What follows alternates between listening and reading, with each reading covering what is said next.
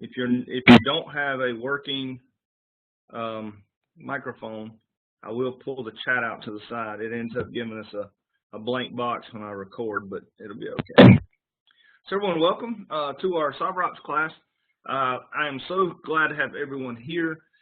This has been a big project. I apologize for many things. First off, I do apologize for the delay in the class. I know we were originally supposed to start the class about a week earlier than we did, or about a half a week earlier. But due to the way that we got names in, I apologize for my phone. It's on the other side of the hotel room. I'm just going to let it ring. I do what's called good enough videos. I don't try to make them perfect, so we'll post it as is. But I do apologize for that, and I apologize for not being as responsive in terms of getting you information out like I normally do. And it's just, quite honestly, June. Out of the 4 weeks of June, I spend 1 week at home. So I'm spending more time in Hilton properties than I am at my house in the week of June. Last week we had a cybersecurity competition. I left on Tuesday for Virginia Beach, returned on Friday, and then turned around on Sunday and flew back out to come down here for Cisco Live. And I know it's a hard problem to have to come to Cisco Live, but it's still being away from home and away from my normal environment, so it makes it a little bit difficult to do some of the things that I normally do. So I apologize, and if you've contacted me via email and I have not responded to you, please know it's not that I'm ignoring you in any way, shape, or form. This is a very big project. We've got Dan Abergetti, who is teaching one class for us, actually 2 classes for us, of 25 students each, so he's got 50, and I've got 3 classes of 75 total students, and another class with about 20 in it. So the summer went from being a fairly relaxed affair to being a pretty wide open affair. You'll notice as you're looking here that I've got 30 different items to grade for chapter 1. So I am not caught up with grading and will not be until I get back in next week and get going. And again, next week I get prepared for Skills USA, which I hope some of you may be going to Skills USA, and I will see you in Louisville the week after, because I am a national judge for the Internetworking contest. So I got to rewrite the contest for that next week. So it's a very busy time. But one of the things I wanted to really talk about is this cybersecurity and CyberOps class, because most of you are instructors. Well, you are instructors. That was a dumb question. Some of you are instructor trainers. All of you are instructors. You've been at this game for a while, most of you. And one of the things I want you to realize is this is the most un-Cisco class that you're going to be in. It is definitely Cisco CCNA Cyberops, but it covers a huge breadth of knowledge. One of the things I like to do when I first come in this class, I do want to talk a little bit about housekeeping, okay? With my classes, the way things work is we really work from this modules tab right here on the left. So when you click on the modules tab, you will see the course introduction, and I've added a bunch of stuff in here that's not normally in here. So this CyberOps overview, the CyberOps fact, this 210, these are the actual course exam objectives right here. I added those in. I added how to upload assignments. I think that's actually a broken link, so I'm going to have to probably ditch that one. But we'll get rid of that later. And then down here, this is something really good. One of my instructors went in and made, and I'll go ahead and download this. He took all the documents, all the lab documents, and normally what I ask my students to do is I ask them to fill in their answers with a different color. So they, if the question is how many ports do you see open, they fill it back in with a different color, and that color is, usually blue or red, one of the two. Well, Randy Gamble at one of my schools in North Carolina, he went in and took all of the lab documents in the entire class. So he was in my class in May. And what he did is, for instance, let's find just chapter 1 labs. So lab 1, visualizing the black hats here. He went in and to the Word documents for each one of the labs, and he put down answers so that when you click here, who is the attacker? The attacker, oh, I gotta go enable editing. The Well, I can't type, folks. There it is. You'll see it's already in red, is blah, okay? So you can actually download these documents and then answer the labs, and you don't have to change the color. It's already changed for you, which is really, really neat. Also, Randy gave me permission, and he said, I asked him, I said, can I give these out to the class? And he said, certainly. And so I added them into that modules, that introduction module, so you can give those to all your students when you get ready to teach this course. In addition, as you'll see as we go down to chapter 1 here, you'll see that I have created a link to all of the assignments. Now, I don't have a link to the Word documents because I just got those, but I could put a link to the Word document here. But if you click here, it will actually take you to this activity, and then every assignment has an upload item. Now, I created all of these upload items as assignments for this class, and when this class is over, I will send you a link to my Dropbox, and the Dropbox will have a course shell that you can import into your course, so you do not have to remake all of these assignment items. All right, so that's kind of giving you an idea of where and what you'll get once the class is finished. I will tell you this: many of you have been doing cybersecurity for a very long time. So I get the question, do I need to do all the labs? The answer is no, you don't. I like to see about 80% of the labs completed. I know that's a lot of work. The only good thing about it, if you can do all 100%, is that you will see all the labs your students are going to have to do. And so there is a definite advantage to doing all the labs. Now, there will be some particular chapters I'll talk about in a minute that I won't spend a great deal of time on, because I believe that you have the material knowledge already on those chapters. For instance, like chapter 1, we're not going to spend a lot of time on that today, because today's mainly about just getting you some answered questions for any of the way that the class works. One other thing, you are instructors. You have a busy life, and you have probably summer classes. You see the due date is June 14th, or June 10th on this lab. If you did not get it in until June 12th, I'm not going to give you a 0.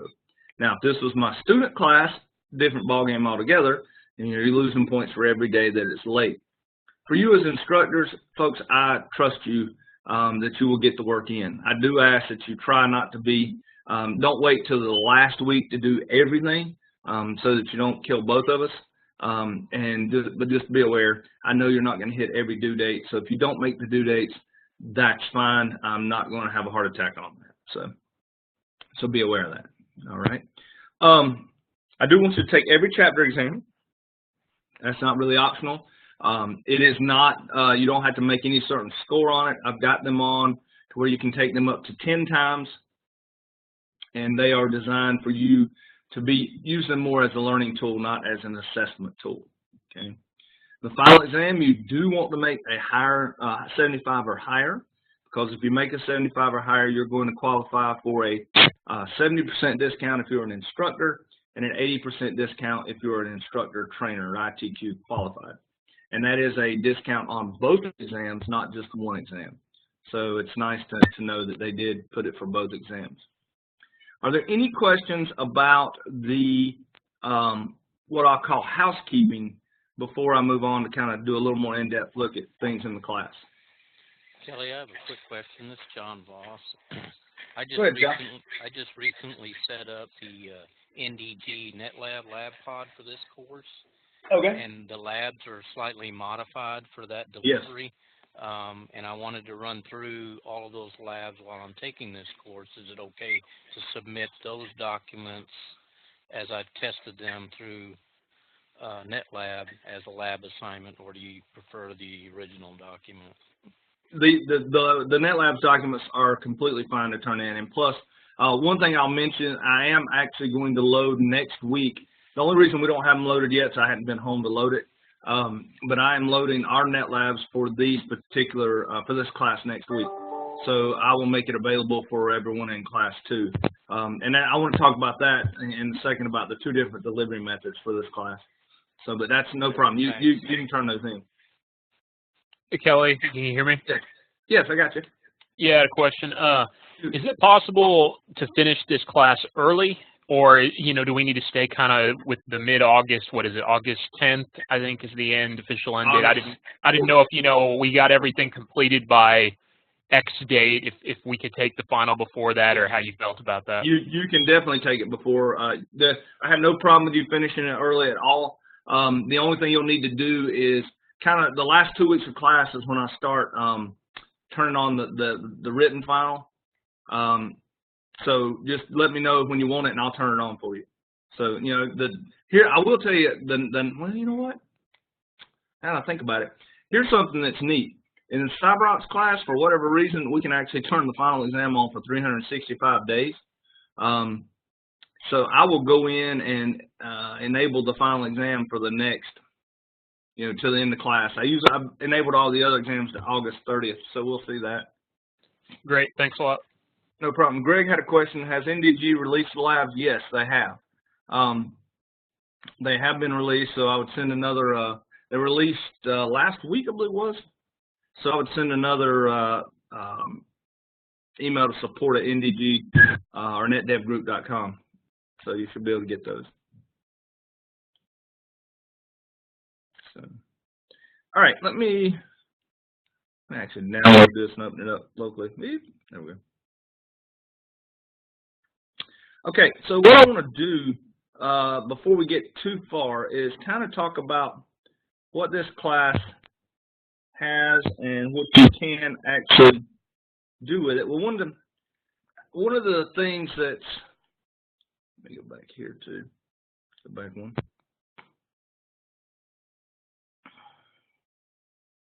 This class, if you have not spent much time looking at it in the past, it is designed for a student, in my opinion. They try to say you can do it with just introduction to networks and like intro to cybersecurity.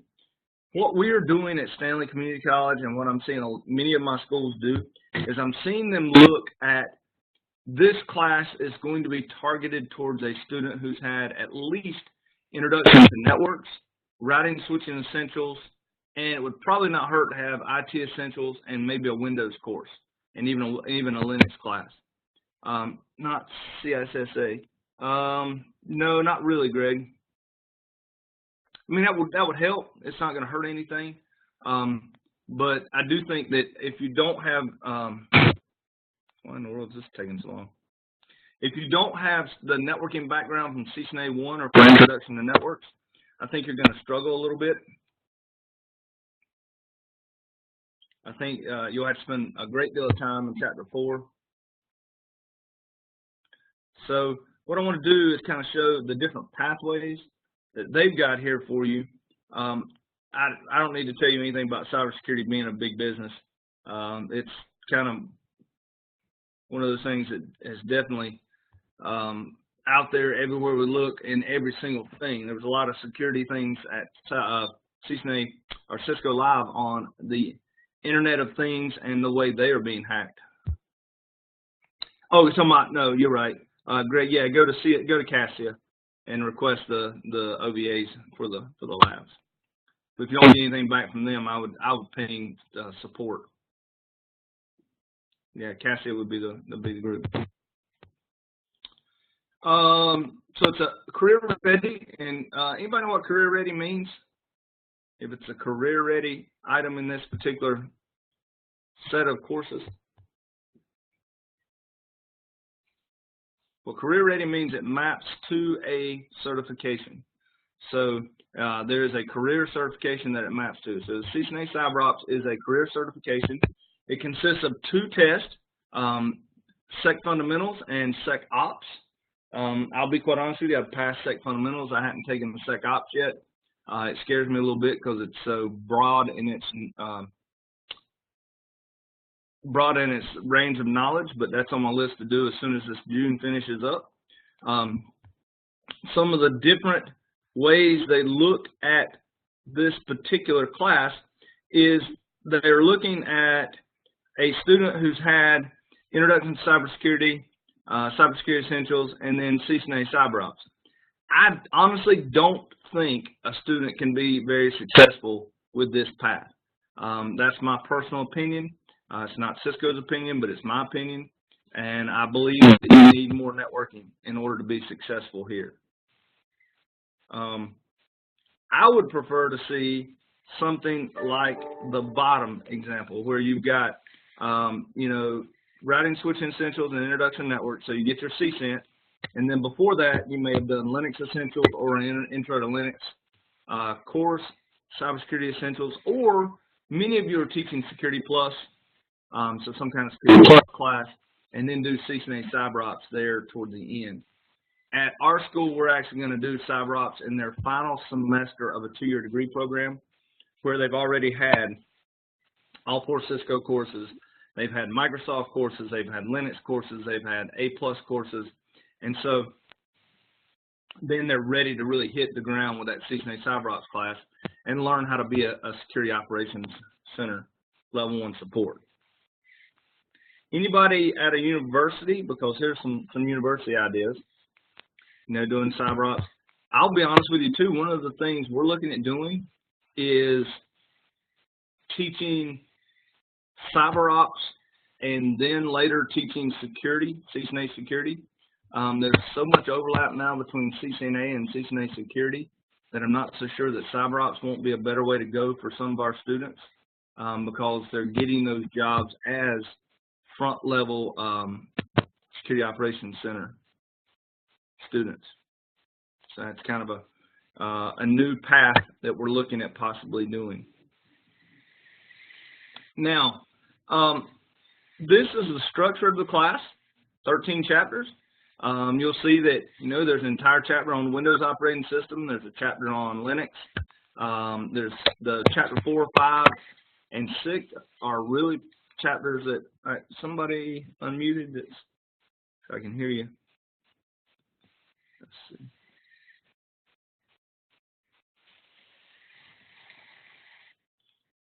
So chapters 4, 5, and 6 are pretty much chapters that we will be able to blow through, and you will be able to blow through. Yep, good point from Greg. Says Cisco Learning is pushed towards the 85-70 objective, so it's a lot of the same material. That is true. Right now, CCNA Cyberops does not meet the 85-70. They're working towards trying to figure out a way to get it, the certification, or not the classification, I believe it is. But for us, chapters 4, 5, and 6, we'll be able to kind of blow through. And depending on your students, you will be able to. They did. You're exactly right, Greg. CCNA Security does have the 85-70 designation, which I wonder. I really do think that CCNA Cyberops will probably get it too. But if your students have had, Cisco 1 and 2, 4, 5, and 6, you'll be able to move through very quickly, especially if you've had also like a Security Plus class or Cybersecurity Essentials and some of the CCNA Security. There'll be things that you already know there. The cryptography and public key infrastructure, a lot of that is already covered in other courses. But the key here, I think, is when we get into the 10, 11, 12, 13, when we get into how do you wrap all this together to be a security operations analyst, how you look at SQL, how you look at your event management, your SIM management systems, and figure out, has an attack occurred, doesn't need to be escalated. If I could give you $1 for the number of times that everyone here was talking about the need for, the analysts, and also for, you can, John, you said chat doesn't, yeah, you can do, send it to everyone that says send to all participants. You need to, maybe it doesn't, maybe you can't do that. If not, then I messed up. But one of the things that they were talking a great deal about here at Cisco Live was machine learning and artificial intelligence to do monitoring and to try to find trends. Oh, sorry, Greg. Okay, I'll try to repeat things when people put it in chat then. Not real sure why that's going on. So I'm actually considering changing to Zoom instead of using WebEx, because Zoom automatically saves it as an MP4, and I can just dump that immediately to YouTube instead of having to convert it, because I had to convert this when I get back. Yeah, I'm gonna get Zoom. I'm gonna buy a 20-user license for the ASC ITC, which is gonna cost me a little bit, but it'll be worth the money. So, and of course, my nephew is playing on my Xbox. All right. So let's talk a second about how we're going to set the class up in terms of the course itself. Now, there's a booklet, there's a lab manual, there's a companion guide, there's also the CCNA certification guides that are available, which is, you can barely hear. Everyone else, can you hear? I thought, okay, everyone else is good. Okay, it's probably just you, Shade. Turn up just a little bit. Maybe might turn your microphone up a little bit. I'm usually a pretty loud person, so I try not to. There's static at times. Okay, hold on 1 second, folks.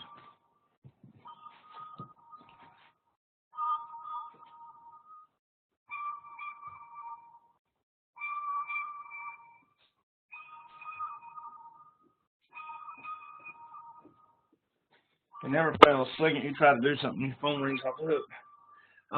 I don't really normally have my students buy the booklet that matches the course content exactly. I typically have them buy the certification guide just because I don't want them having the exact same materials, and that's just me. So all of you are doing that, so you don't have to worry about that. None of that you have to worry about. Let's actually go to this right here. I want to talk about the setup. Now, what do you need to run? There's two different ways you can do this course in terms of teaching it to your students. One is, if you have NetLabs, you're able to, thanks, appreciate my ringtone. Sorry about that for, again, being on the recording. If you have NetLabs, there are now NetLabs labs for CyberOps. Those labs are modified slightly from what is inside of the curriculum, but they're close enough that they do what we need to do for the content. There is also inside of the NetLabs pod a Windows machine, which is something you need for the Chapter 2 labs. If, however, you're going to teach this class in a seated environment, you're going to need PCs that are fairly beefy. You're going to need PCs in your labs that are i5s, i7s. You could get away with i5s. They recommend an i7 here. Windows 10, 8 gigs minimum. I would say 8 gigs minimum. I would probably say more like 16, because when you start running all 4 PCs or all 4 VMs, it does take a good amount of RAM. The big problem that people have been having is that they're finding that virtualization is not turned on their in their BIOS.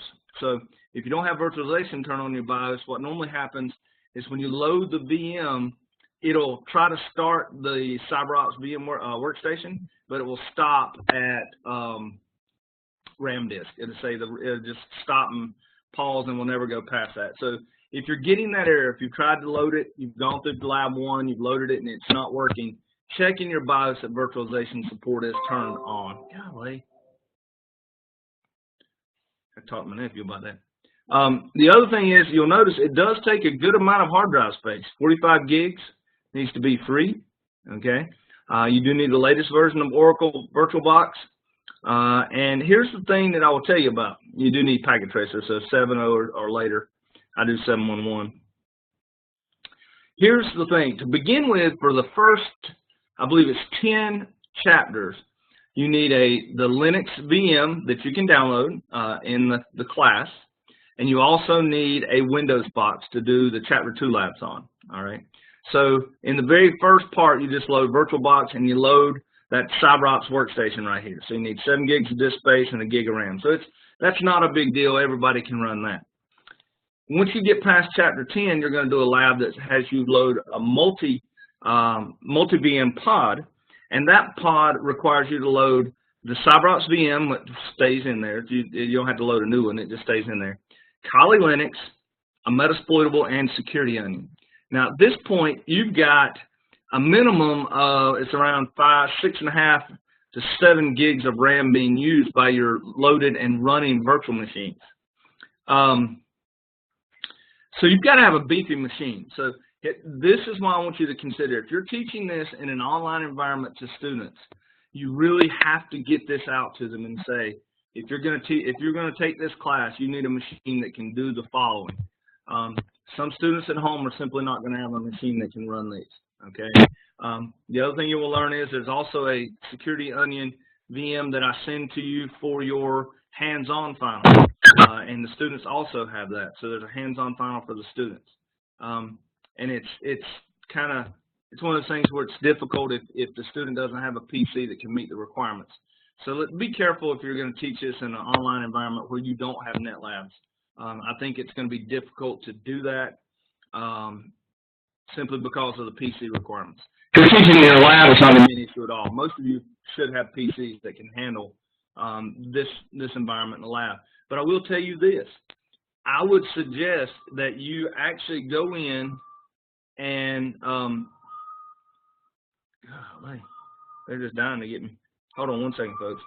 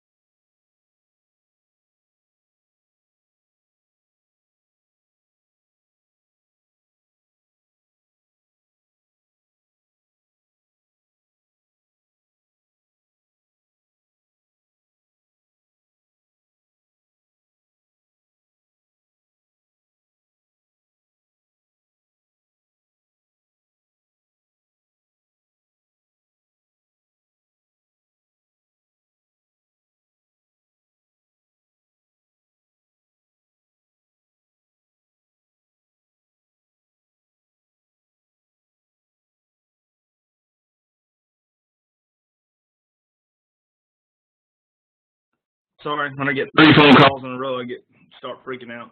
Seems like every time I leave the house, something breaks, or somebody gets hurt or something. So thankfully, neither one of those took place. So, all right. So what I was saying, I would, if you're taking this class and you're going to teach this locally at your school, I would go ahead and do some of the labs on your local machines. Go and load VirtualBox, check virtualization out. Do a couple of the labs. You don't have to do all of them. Do a couple just to ensure it will work in your environment. I'm pretty confident it will. Also, one of the things, folks, that I do, I'll go here. If you go to YouTube and you search for Caudle 52, you'll see my dog Wookie. Unfortunately, Wookie passed away about 2 years ago. He was my boy. But you'll also see under playlist, I've got a ITC Summer Classes 2018, and I've got one video already from a class that started a week earlier than yours. But I've also got it right now. If you look back at spring 2016, I got a bunch of classes on, or many of them on CCNA Cyberops, and there's one on how to do the first lab. So if you have any questions on that, and I think they did a lab too for you in the actual setup for the class. I've also got ASC ITC tutorials if you ever wanted to know how to add an existing instructor to your academy, or do your packet tracer skills assessment, or give an instructor role to a NetAcad account. And I also show you this importing a shell. This is what you'll use when I give you your shell. And all of your classes will be added to this Caudle 52. Just ignore the videos on the dog catching snowballs and those types of things, and the duck hunting videos. They're down at the bottom. But if you like dogs and snowballs, then you're welcome to look at the snowball ones too. But this is all my classes for the past couple years. So what I've been doing is doing video recordings and then dumping them on YouTube. I actually had to clean a bicycle. That was back when my hands actually worked. So, all right. Are there any questions from you about the way this class is set up, or the way this class works? More dog videos, yeah. I wish. I'm trying. I actually, Greg, my plan is to get a new dog soon. So, I'm getting ready to take some time off from work to do some therapy, and so I'm gonna be gone. I'm gonna take about 2 months FMLA to do some stuff, and might be during that time that I get me a dog. We'll see. But I got to get my body working better. Any questions? I'm gonna just anything. I'm gonna stop sharing right now, and let's see. Go ahead, if you if you can't unmute yourself, let me know. But if you do have questions, let me know. Man, we got a good group in today. That's great. Great to see everybody.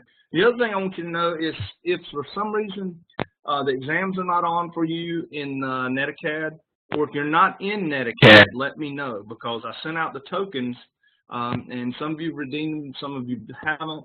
I did turn on all the exams, but the problem there is, like all of you know, is if you weren't in before I turned the exams on, it may not be active. So I don't mind reactivating exams. I just need to know what you need. Basically, I'm here for you. If you need anything, please don't hesitate to send me an email. And it's linked to my phone. I try my best to answer even on the weekends. You know, the great thing about technology is we're connected 24/7. The bad thing is we're connected 24/7. Oh man, I'm sorry, Greg. You had an exam problem with I had the exam problem with number 1. George, what do you mean by that? Exam 1's not on? Okay. Okay, I'll go turn it on for you.